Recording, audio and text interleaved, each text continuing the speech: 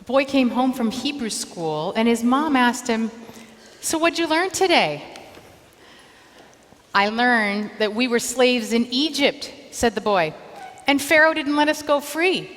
But then Moses came, and he had these awesome plagues, and he helped us get out. And then we got to the Red Sea, but then behind us was this Egyptian army, and we were trapped. But this is when it gets super cool.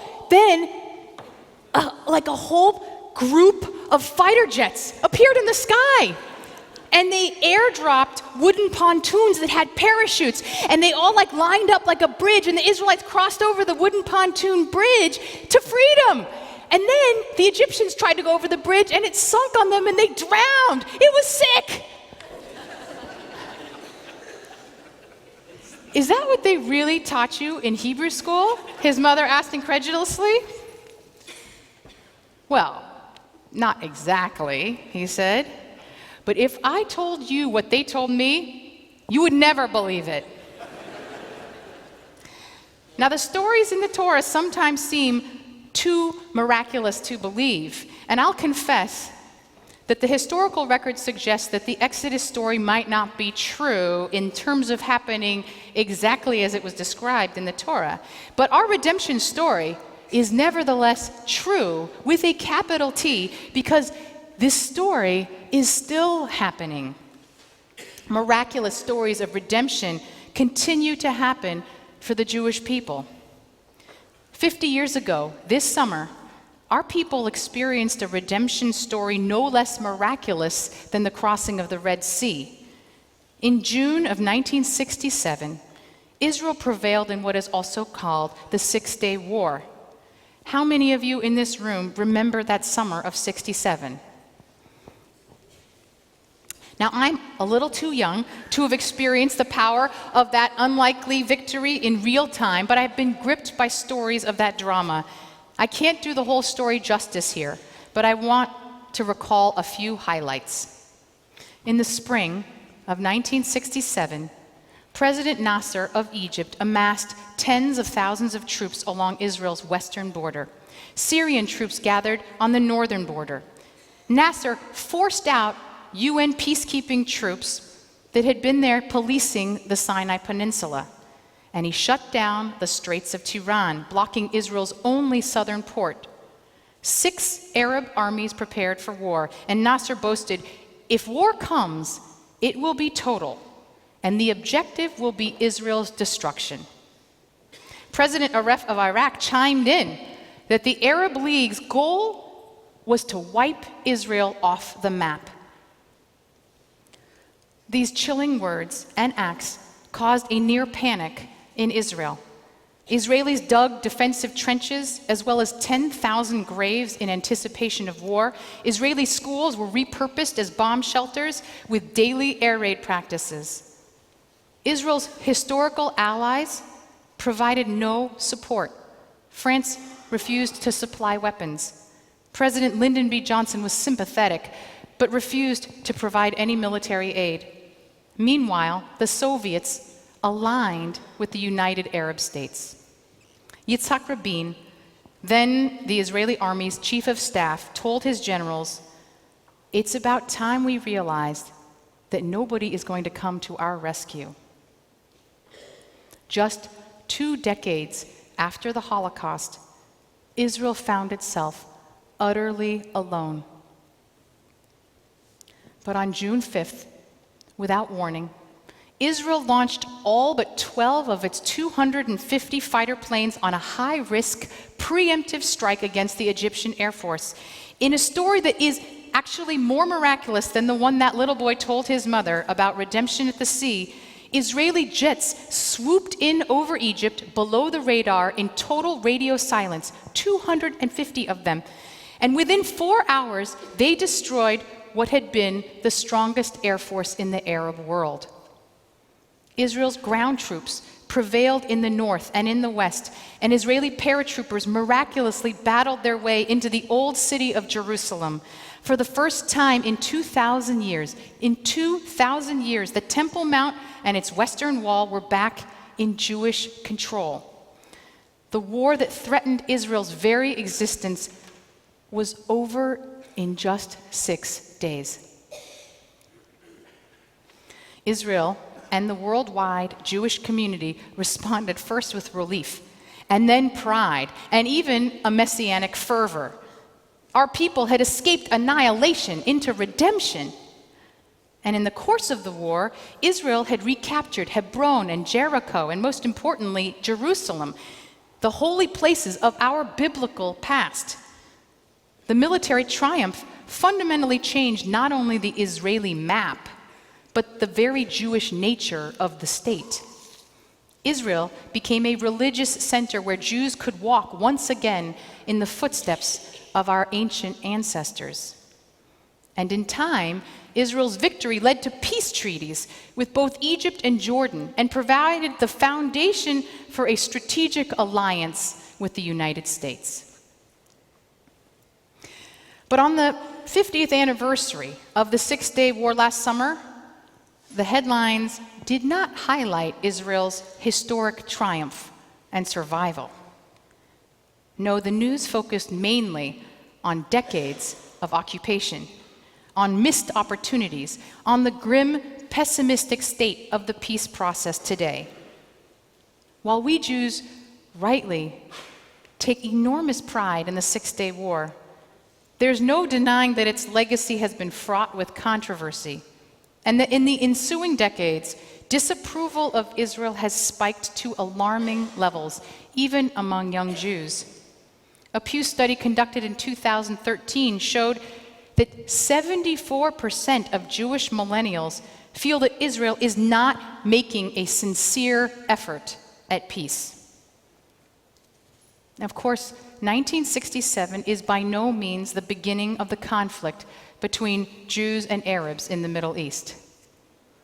But it was a significant turning point, and it's worth trying to understand where we are 50 years later. So this summer, for the first time, I crossed the Green Line to witness the post-67 landscape for myself. I visited Israeli settlements in the Gush Etzion bloc, and then I joined a group of Jewish leaders on an encounter trip where we met with Palestinian leaders in the West Bank. We were asked to engage in resilient listening, which meant listening to stories without trying to argue or to persuade. This is hard for Jews. But listening simply just to understand the other side. Listening even when I fundamentally disagreed. Listening even when it was painful to hear. Let's just say, I got a lot of practice in resilient listening. And this Yom Kippur, I want to invite you to do the same as I share just a few snapshots from my time.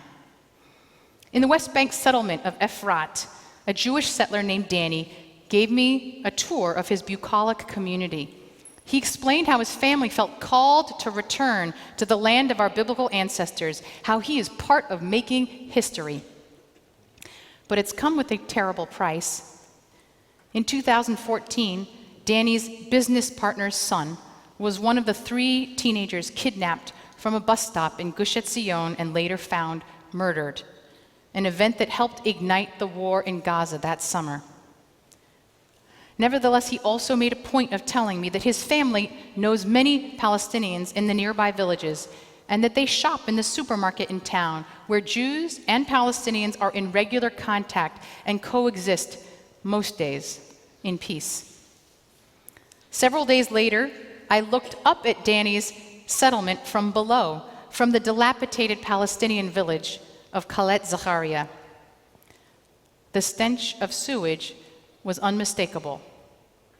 Abu Ibrahim, the head of the village council, explained how the Israeli government's repeated denial of a building permit meant that for 5 years, the children of his village went without schooling. Finally, the villagers put up an illegal trailer insisting that their children have a place to learn. The Israeli government constantly threatens to demolish it, just as it has demolished other unpermitted structures all over the West Bank. Looming above his village, it was impossible to ignore the beautiful eagle-shaped stone facade of the Gush Etzion yeshiva high on the hill. On another hilltop, I met with Jonathan, a Jewish educator. I chose Efrat for the great quality of life, he said, and so have his children, who have returned to Efrat along with their children. Efrat has new construction everywhere, most of it built by the neighboring Palestinians. When Jonathan moved to Efrat 30 years ago, it had 150 families. Today, this little outpost has 15,000 Israeli Jews. In the Gush Etzion block, every hilltop is a growing Jewish settlement, and Palestinian villages are in all the valleys in between. We drove on a road that was literally Jewish on one side and Palestinian on the other, just yards apart, but they looked like they belonged in different centuries.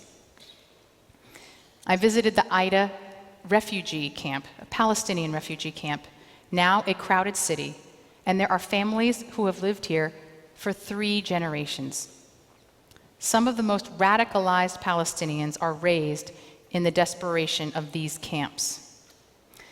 I met Abdel Fattah, a highly educated Palestinian who was born in that refugee camp, educated abroad, but returned so he could run a community center for youth, teaching nonviolence as an alternative. He told me, "No one is born with genes for hate and violence. No one is." We need to give kids a reason to live for Palestine, not die for it. At the same time, however, I couldn't help but notice the camp was peppered with monuments and graffiti that glorify Palestinian terrorists. My head was spinning as I went from hilltop to valley and valley to hilltop, from one narrative to another. Yossi Klein Halevi, a scholar from the Shalom Hartman Institute in Jerusalem, explains that Jewish history speaks from 2 biblical commands to remember. The first commands us to remember we were strangers in the land of Egypt, and the primary message of that command is we were oppressed, so don't then become the oppressors. The second memory commands us to remember how the tribe of Amalek launched a surprise attack on us in the desert, and its primary message is don't be naive. Enemies of Israel could sneak up on us at any moment, and they want us dead. Most of us will elevate one of these commands over the other. And this distinction encapsulates a fundamental divide over the Israeli-Palestinian conflict. A Jew who is motivated primarily by our memory of being the oppressed will be most attuned to how Israel, a powerful sovereign state, has placed millions of people under military rule, not temporarily, but for 50 years.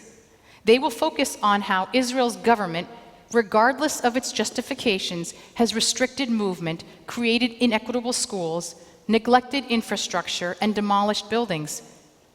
For a Jew who believes the fundamental Jewish command is remember, we were the oppressed, Israel's behavior feels like a betrayal of our Jewish values. Let's call these Jews Zachor Jews for the biblical command to remember. But a Jew primarily motivated by memories of Amalek in all its forms, from the Inquisition to the Holocaust, is most attuned to the very real threats to Jewish survival that stubbornly resurface in every generation. These are not just scars of past traumas, but continued threats from Iran and Hezbollah and Hamas, who openly call for the destruction of the only Jewish state on earth. It is the singular censure from the United Nations when so many other nations have far more egregious human rights violations. It's UNESCO's failure to acknowledge the historical Jewish claim to the Temple Mount. It's the continued rocket fire from Gaza after withdrawing in 2005 in an effort to make peace. It's the killing of 3 Israeli security officers just this week by a Palestinian terrorist in Jerusalem. For a Jew whose memory is most attuned to the constant threat to our survival, the command, don't be naive, more than justifies Israel's actions in preserving life, beginning with our own. Let's call these Jews Shamor Jews, from the biblical command to guard. Zachor Jews, first and foremost, remember. Shamor Jews, first and foremost, protect. Which one are you? Most of us, consciously or not, can't help but preference one over the other. Unfortunately, that choice becomes a lens that colors everything we see. Whichever lens we wear, it's all too easy to marshal only the facts that support what we see and to turn a blind eye to anything that shakes our certainty. And it's increasingly common around the Israel conversation for Jews to label each other, and not just right and left, hawk and dove, but as the enemy. These disagreements go beyond the philosophical. Each side believes that the other side threatens Israel's very existence. It pains me to see how Jews are blacklisting and maligning each other over Israel. And often, afraid of being shamed, afraid of offending, too many of us just choose to remain silent, to pull away. But we can't afford to do this. We have a responsibility to engage in this very difficult conversation. Tal Becker, a senior Israeli diplomat, reminds us, if we say that Israel is the home of the Jewish people, then we need to act like it's our home, like we have a stake in the decisions. We are all writing the future of this country together. We may not all have the same weight in the decisions, but if you're a Jew in the diaspora, you don't have a right to turn your back on what is the sovereign project of the Jewish people. We cannot turn our backs on Israel, and we must not turn our backs on each other. Instead, we need to make room for both the Zachor and Shamor Jews as among Ohavei Yisrael, the lovers of Israel. I'm more convinced than ever that if we truly want to engage in the sovereign project of Israel, we cannot look at Israel through the historical lens of Shamor or Zachor alone. We must wrestle with both of them. Our ancient rabbis, they confronted this tension long ago. Try to follow me on this, it's important. In Exodus, in the first recitation of the 10 Commandments, God commands Israel to keep the Sabbath, saying, Shamor et HaShabbat, meaning protect the Sabbath. But later, when the 10 Commandments come up again in Deuteronomy, the biblical text says, Zachor et HaShabbat, meaning remember the Sabbath. How could it be that one of the 10 Commandments, which is the holy word of God, etched in stone, is actually using a different word in two different places? This should bother you. It definitely bothered the rabbis. So the Talmud resolved this inconsistency in the text with an inspired poetic fix. You might recognize this line from Lachadodi. Shamor v'zachor b'dibur echad, which means protect and remember are one. They were uttered simultaneously by God. We learn from this that Shamor and Zachor are inseparable ideas. We're instructed not to choose between them, but to unite them as a single idea. Just as with Shabbat, if we want to keep Israel, we must Zachor and Shamor, guard and protect. We need both. It's not easy, but our community is practiced in holding multiple truths. The exercise of engaging in disagreements for the sake of heaven is deeply prized in our Jewish tradition. The Talmud teaches us that the famous house of Hillel and the house of Shammai were in a heated argument that lasted for 3 years. At long last, a heavenly voice makes a ruling in favor of Rabbi Hillel. But the voice says, Elu ve'elu, these and those, the words of Hillel and the words of Shammai are both the words of the living God. Tradition says, though, that the reason we follow Hillel and not Shammai is that the students of Hillel always made a point of hearing the contrary position of Shammai before even stating their own. Sounds like some resilient listening. Even when we disagree, listening to our adversaries can lead us to truth. Jonathan Haidt, author of The Righteous Mind, Why Good People Are Divided by Politics and Religion, is a leading scholar of moral psychology and, most fortunately, also a Central Synagogue member. As I prepared for this sermon, he shared with me, the more passionate and angry we are, the more we need each other, because we are blinder than we think. We live in a world of outrage, where all conflicts are getting hotter and more divisive. But if you engage in a back and forth with some humility, then you can make progress towards truth. Imagine if we Jews could model this kind of disagreement for the sake of heaven today regarding Israel. What would it look like to truly absorb a contrary position before stating our own? I can tell you from personal experience, it's much harder said than done. Because this summer, as I engaged in that resilient listening and truly faced the suffering and the frustration and the injustices of this conflict, I felt defensive and completely destabilized. It's not that I didn't already know all these facts. I did. But I would too easily defer blame back on the Palestinian leadership, who deserved it, who exploit these conditions for their political leverage, who repeatedly reject Israeli peace proposals, who provide support to terrorists in their midst. But the absence of a credible Palestinian partner for peace cannot be used as an excuse to permit human suffering to continue under our rule. Working to alleviate that misery is a moral imperative, regardless of who is to blame.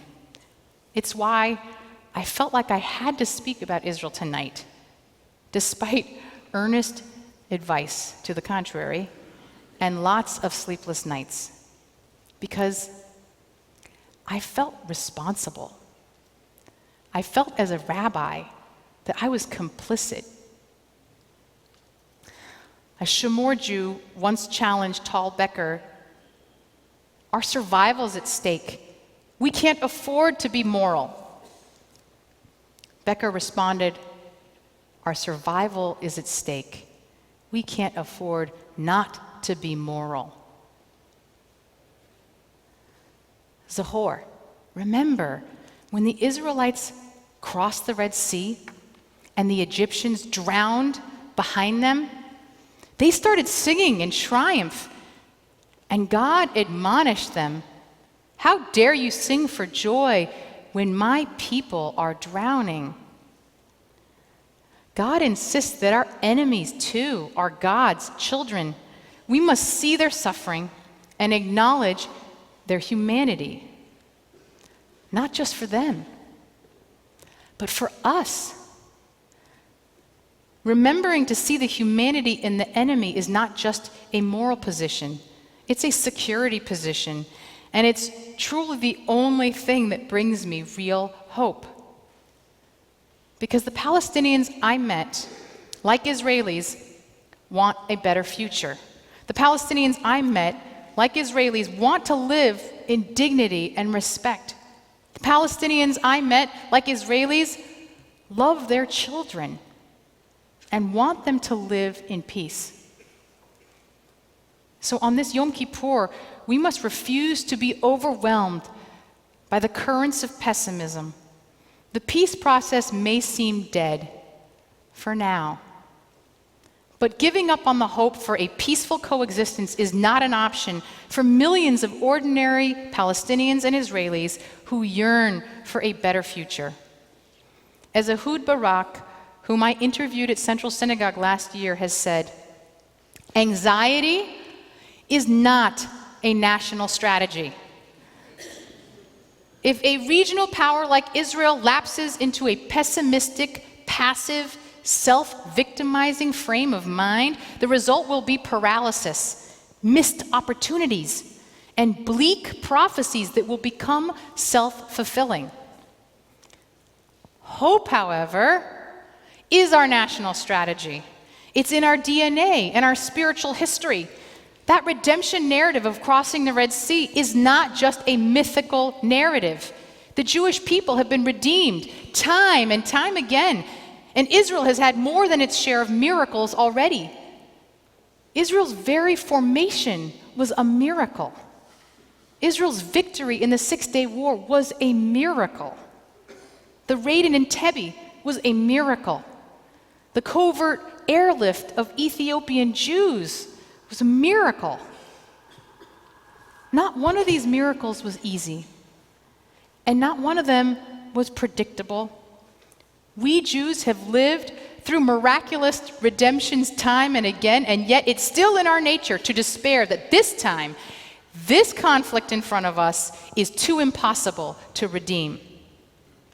In June of 1967, as we faced annihilation, nobody would have thought that we would be victorious and reclaim our holiest sites in 6 days. That miracle, like every miracle, required the courage to take tremendous risks. Today, 50 years later, in the absence of any viable peace process, we're all too scared and feel it's too risky even to listen to the other side. But it's essential to continue to build the relationships, to build the infrastructure, the foundation for an eventual peace. Because I know that miracle for Israel will come yet again. Born of a hope not based on blind faith or naive trust, but on hard work. A hope based on Shamor and Zachor, on protecting the interests of Israel's safety and its soul. A hope forged in resilient listening to the stories of others, Israeli and Palestinian, and our fellow American Jews, so that we might come closer to truth. A hope that we too can be part of the ongoing miracle of the redemption of Israel. Please join me in the hope. Please rise.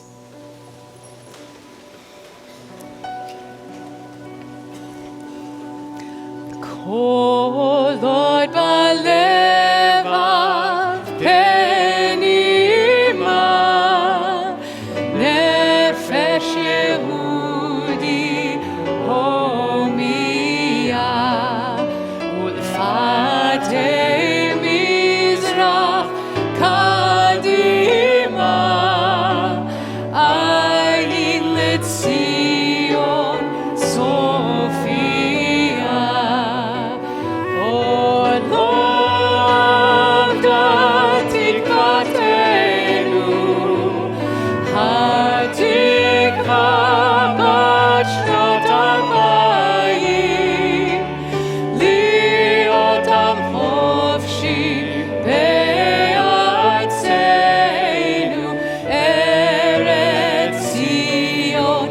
Yerushalayim, Liotam